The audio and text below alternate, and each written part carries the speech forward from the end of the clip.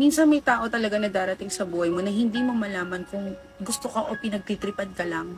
Yung bang parang ipaparamdam sa'yo na interesado siya sa'yo. Yung meron pang pa-update, may pa-good morning, kumain ka na ba? Tapos magugulat ka na lang sa mga susunod na araw, biglang iba yung treatment niya ba sa'yo? Yung mga reply niya, alam mo yun na parang kala mo hindi kayo naging sweet ng mga nakaraang araw.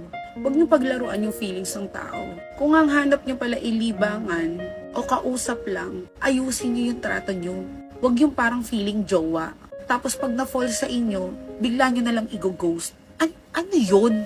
Maraming ganyan eh. Yan yung mga pa-fall. Hindi ko naman nilalahat pero marami talagang ganyan. Kung pakikipagkaibigan lang pala yung hanap nyo, linawin nyo. Hindi yung sinasamahan mo ng harot, yung pagiging friendly mo.